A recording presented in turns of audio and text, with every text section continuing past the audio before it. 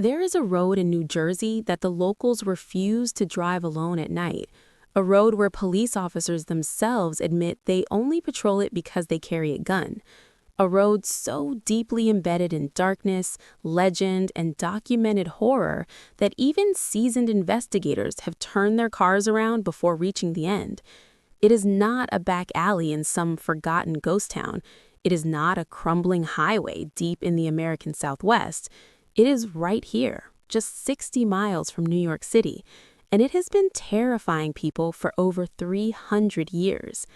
Its name is Clinton Road. Stretching roughly 10 miles through the dense, unlit wilderness of West Milford, Passaic County, New Jersey, Clinton Road begins quietly enough at a junction off Route 23 near the township of Newfoundland and winds northward through thick forests before terminating at the Warwick Turnpike near Upper Greenwood Lake. On a map, it looks ordinary, a thin gray line slicing through a mass of green. But step onto that road after the sun disappears, and you will understand immediately why generations of witnesses have come back changed. Some have come back silent, refusing to describe what they saw. Others have never spoken about it without trembling. The road itself is narrow, barely 2 lanes, and receives almost no maintenance. For much of its early history, large stretches of it were completely unpaved. There are no streetlights, not a single one along most of its length. There are no convenience stores, no gas stations, no houses visible from the road for most of the drive. What surrounds you in every direction is an ancient and impenetrable forest, the kind of forest that existed long before human civilization had any claim on it. Black bears move silently through the undergrowth, poisonous snakes coil beneath dead leaves just feet from the asphalt. Coyotes call to each other in the dark, their voices rising and falling like something that cannot quite decide whether it is animal or human. Even before you enter the road, it delays you. The traffic intersection at Route 23 holds the distinction of being the longest traffic light wait in the entire United States, up to 5 full minutes, as if the road itself is asking you to reconsider, as if something at the other end wants you to sit there, engine idling, and think very carefully about what you are about to do. Most people ignore it. They creep forward when the light finally turns green. They drive into the dark. And that is where things begin. The history of evil along this stretch of land predates every ghost story told about it. In 1905, a writer named J. Percy Crayon recorded something chilling about the woods just beyond the old Clinton furnace. He wrote almost casually that it was never advisable to pass through the 5-mile woods after dark, that the forest was infested with bands of robbers and counterfeiters, to say nothing of the witches that held their nightly dances at Green Island, and the ghosts that made their appearances in such frightful forms that they terrified peaceful inhabitants more than wild animals, or even the native tribes who once moved through these trees. That was written over a century ago. The road has not gotten more peaceful since. The most famous landmark along this haunted stretch of land is a bridge, a small, unassuming concrete structure that arches over a section of Clinton Brook near what locals call Dead Man's Curve. The curve is a violent bend in the road that appears without warning, shrouded in tree branches that block even moonlight. And at that bridge, one of the most enduring legends in American paranormal history was born, the story of the Ghost Boy. No one knows exactly when it started. The details shift depending on who tells it. In some versions, a young boy fell from the bridge into the dark water below and drowned. In others, he was dared by friends to stand on the bridge as they drove to Route 23 and back, and when they returned, they found him dead. In another version, the boy bent down to pick up a coin he spotted on the ground at the bridge's edge and was struck and killed by a passing car. The versions differ, but every single one agrees on what happens next. If you stop your car at midnight, walk to that bridge, and throw a coin into the water below, the ghost boy will return it. The coin will land back on the bridge, or it will appear on the road the next morning, placed precisely on the yellow center line. Visitors have reported hearing a splash, the coin dropping back into the water from above, as if tossed by invisible hands. Others have looked down from the railing into the tea-colored water and seen a child's face staring back at them from beneath the surface, still, pale, watching. One group threw a quarter from the bridge, drove away an hour later, felt something metal strike the car window with sudden, violent force. They did not stop to look for it. The coins are still there.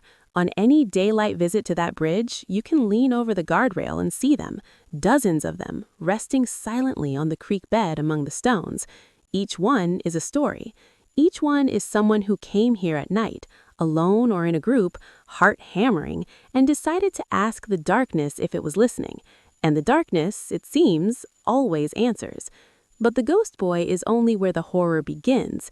What lies deeper along those 10 miles will leave you questioning everything you think you know about the world beyond the visible one. You are still driving. The forest has closed around you completely. There are no lights in any direction. The road bends and twists, throwing your headlights uselessly against the tree line, illuminating nothing but bark and shadow. You check your mirrors. Nothing behind you.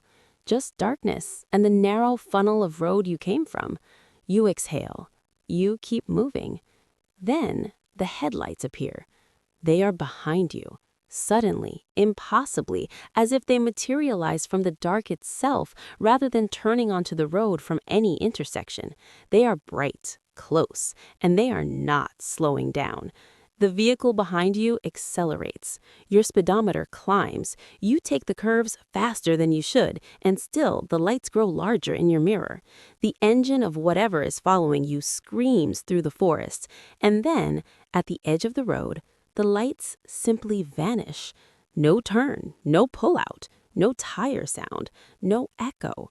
The road behind you is empty and black, and you are alone again, hands shaking on the wheel. This is the phantom truck of Clinton Road, described by dozens of witnesses over several decades as a black pickup truck that appears from nowhere in the deepest hours of the night. The phantom vehicle chases drivers at terrifying speed, pushing them toward the road's sharpest curves before disappearing without explanation. The Travel Channel's program Most Terrifying Places in America documented the phenomenon. Multiple witnesses have independently described the same vehicle, black, large, driven by something that cannot be seen through its darkened windshield. No one who has experienced it has been able to explain where it comes from or where it goes.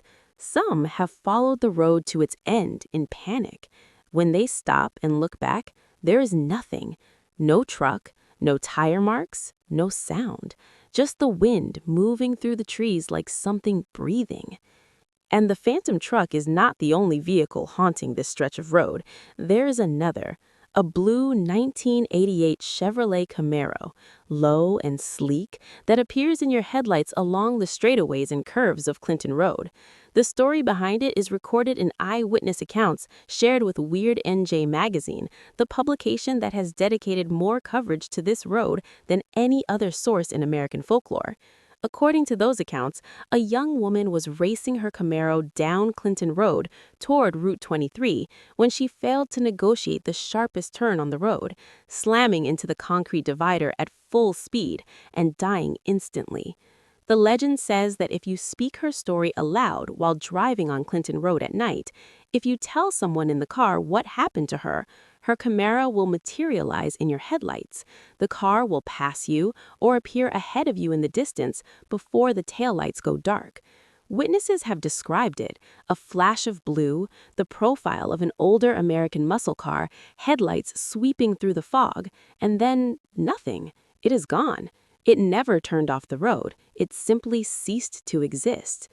If those horrors feel almost cinematic, almost manageable, then consider what is waiting for you in the trees off the road's eastern shoulder, roughly midway along your journey. Through the undergrowth, barely visible from the roadside in daylight and completely hidden at night, stands a stone structure unlike anything you might expect to find in a forest less than an hour from New York City. It is a conical tower of rough stone, blackened with age, rising from a clearing like the remnant of something ancient. Local legends have named it the Druidic Temple. People have described occult rituals performed within its walls, fires lit at its base on significant nights, figures moving around it in the dark. The truth is stranger and, in its own way, more unsettling than any supernatural explanation. It is the Clinton Furnace, an iron smelter built in 1826, listed on the National Register of Historic Places since 1976. It was built by ordinary men for ordinary industrial purposes. It smelted iron. It has nothing to do with druids, but it looks exactly like the kind of structure that should not exist in a forest less than an hour from New York City. It is ancient, purposeful, and utterly out of place. Its conical shape throws strange shadows at night. The Newark Water Department eventually fenced it off entirely, not to contain any supernatural force, but to prevent injury from the crumbling stonework. The fence has done nothing to quiet the stories. If anything, the barrier makes it worse. The suggestion that something inside must be kept away from people, or people kept away from it. But that structure, the furnace, the temple, call it what you will, is only a shadow of what once stood deeper in the trees, because barely half a mile from the road, on high ground above the Clinton Reservoir, there were once walls. 3 stories of stone rising from the forest floor like a Gothic nightmare transplanted from the English countryside to the New Jersey wilderness. It had towers, it had a grand interior, it had a name, Beaufort, though most people would come to know it simply as Cross Castle, and its story is one of the darkest threads woven into the fabric of this road. Richard James Cross was an English-born railroad official and banker who arrived in West Milford in 1905 with extraordinary wealth and a vision. He purchased 365 acres of forested land, a 77-acre private pond, and began construction of a massive stone Tudor manor, a castle in every practical sense, at an estimated cost of $1.5 million, the equivalent of over $40 million today. His family lived there until his death in 1917. The city of Newark purchased the property in 1919. The structure was abandoned. Fire took the wooden elements. The stone walls remained, rising from the forest floor, empty and waiting. And into those walls, over the following decades, something moved. Imagine walking up to Cross Castle at night. Imagine pushing through the undergrowth on a trail that has been used for years by the curious and the reckless. The stone walls emerge from the darkness in sections, first as shadows within shadows, then as hard outlines, massive, cold, older than anyone alive. The interior is open to the sky. Whatever roof once existed is gone. Graffiti covers every interior surface, and beneath the graffiti, scratched or painted in red, sometimes appearing in chambers that seem to have no accessible entrance, there are other markings. Symbols that one visitor, a former camper who kept a journal of his 1977 visit, later identified as writings from Anton LaVey's Lex Satanicus, the text associated with the Church of Satan. He had written them down as a curiosity, not understanding what they meant until decades later, when he matched his journal entries to the source material word for word. He wrote, after that discovery, that the tales about Clinton Road had been seriously understated. The accounts of people who have spent time at or near the ruins of Cross Castle form a pattern that is difficult to dismiss as coincidence or mass hysteria. Multiple visitors have reported the same physical reaction, a sudden seizure or sudden rigidity, an inability to move, occurring to members of their group without warning. One group described a friend who crossed the visible threshold of the castle's foundation line and immediately became stiff, then ran screaming from the site, later describing a vision of a young boy being slaughtered. Another group heard chanting in the trees, followed by the rattling of chains, and watched one of their group convulse against a rock, not from the cold, not from drugs or alcohol, but from something else, something without a medical explanation. The demolition crew that tore down the walls in 1988 under orders from the Newark Watershed Commission reported finding satanic scripture on the interior basement walls. What confused them, what reportedly left the crew deeply unsettled, was that there appeared to be no visible entrance to the area where the writing had been found. The castle is gone now, demolished by the city, but the foundations remain. The trails still lead there, people still go, and the reports have not stopped. On certain nights, those who drive past the area where the castle stood have reported seeing a bonfire in the distance through the trees, figures around it dressed in robes. Some accounts describe the figures as members of the Ku Klux Klan. Multiple independent witnesses from different years and different decades have reported seeing the same gathering, the same hooded figures, the same response when spotted: aggressive pursuit. Two brothers who witnessed such a scene from their car in the mid-1980s described being chased at speed down Clinton Road by hooded men in vehicles, weapons visible. They made it out. Not everyone who encountered the organized groups on that road felt certain they would. But what if the threat on Clinton Road is not human at all? The woods surrounding this road have always harbored unusual wildlife: black bears, timber rattlesnakes, coyotes. But the creatures described by witnesses over the decades go far beyond anything found in a New Jersey wildlife guide. Visitors have reported seeing a large wolf-like animal, described by multiple independent witnesses as grayish-white, with eyes that glow red or yellow in the dark. Not a dog, not a coyote, something larger, something wrong. It has been called by several names: Wolfie, the hellhound of Clinton Road.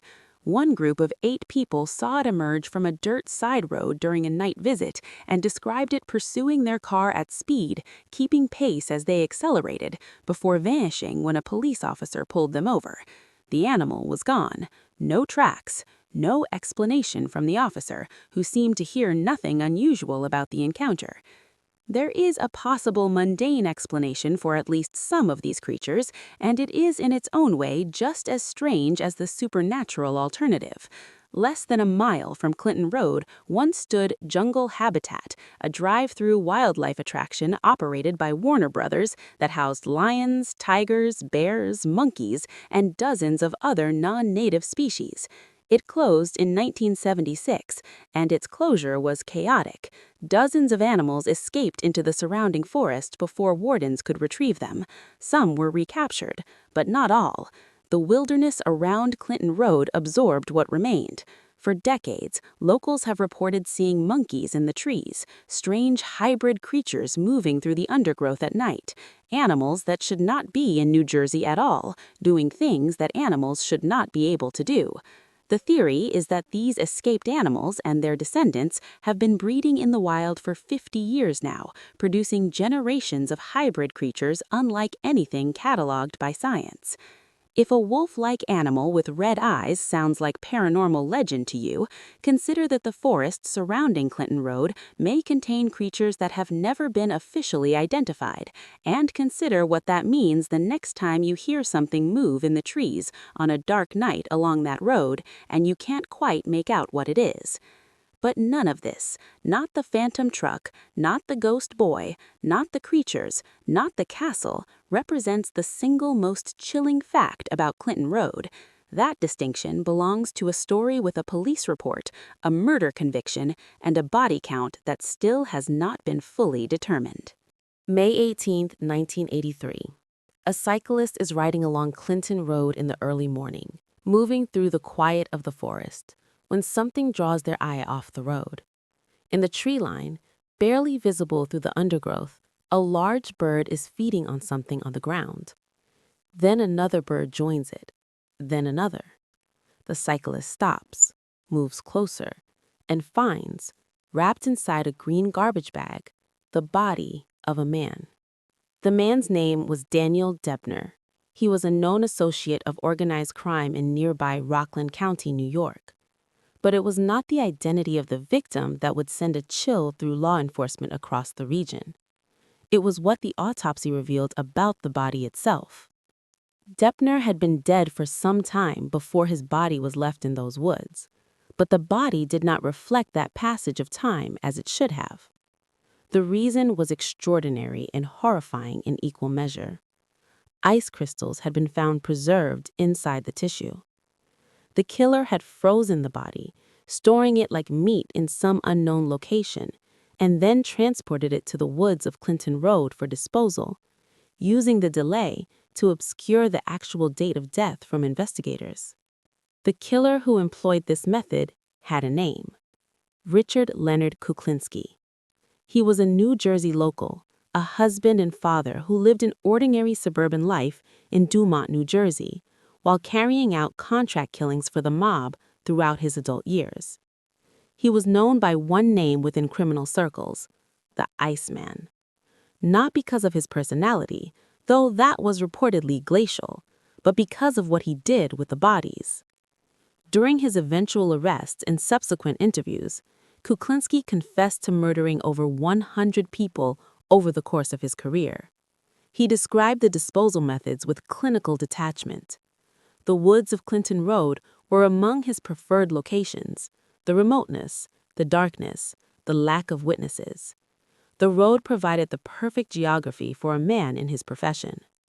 Kuklinski was convicted of multiple murders and died in prison in March 2006. The exact number of victims he left in those woods has never been determined. Investigators followed leads into the forest for years after his arrest. What they found, and what they did not find, has never been fully disclosed.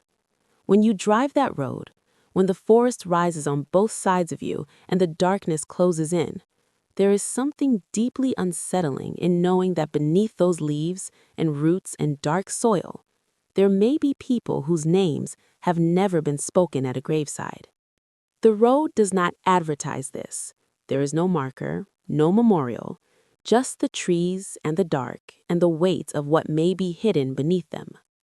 There is one more encounter that must be told before this road releases you, and it comes not from a teenage dare or an urban legend, but from a registered nurse working the night shift at Chilton Hospital.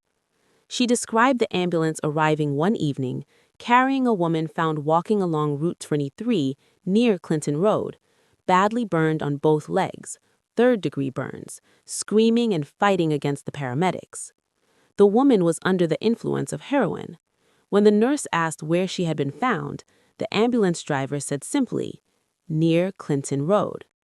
When the woman was brought down enough to speak, she said she had been in the woods with a group, that the group had been performing a ritual, and that when something went wrong, something she did not or could not describe, they had thrown her into the bonfire. The nurse restrained the woman with cuffs when she became violent, thrashing and shouting things that the nurse still remembered years later. Things like, "My powers are too strong for you." Things like, "I'm going to crawl inside your mind." The nurse wrote that she had never forgotten the encounter, that in some way she could not rationally explain, the woman had succeeded. Clinton Road has now been ranked by multiple travel platforms, paranormal research organizations, and media outlets as the most haunted road in the United States. In 2025, it was ranked the most haunted road in the world by the international platform Sixt, receiving over 2,000 dedicated TikTok searches and 136,000 Google searches in a single month. The West Milford local police chief, when asked about the road's reputation, said only this: "It's a long, desolate stretch, and it makes the imagination go nuts." He said it like a man who has seen things he prefers not to describe in detail. Think about what it takes for a police officer to speak about a road that way.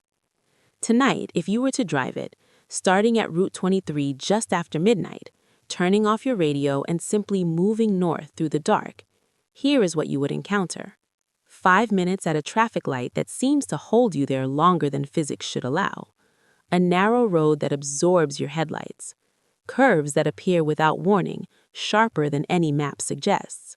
Sounds from the forest that have no obvious source. And at the midpoint of the road, a small bridge over a dark creek where if you were to stop, if you were to step out of your car and lean over the railing and look down, you might see coins. Dozens of them, resting on the bottom in the cold, dark water. Each one left by someone who came before you. Each one a question asked in the dark. The question is always the same, and the answer, it seems, is always returned. Do not stop on that bridge at night. But if you do, whatever you hear come up from the water, do not look down. Because some accounts suggest that the ghost boy does not merely return your coin. Some say that if you look directly into the water from the edge of that bridge, you will see something looking back at you. Not the face of a child, not the reflection of the dark sky. Something else. Something that has been waiting down there for a very long time, patient and still, in the cold black water beneath Dead Man's Curve. Clinton Road does not chase you away. It does not slam doors or rattle chains in the daylight. It waits. It has been waiting since long before the first car drove its narrow length, long before the castle rose in the trees and burned and fell, and was swallowed back into the earth. The road is patient. The road is quiet. And somewhere along those 10 miles, in the dark between the trees, something is always watching the headlights pass. Drive carefully, and for your sake, whatever you do, do not stop.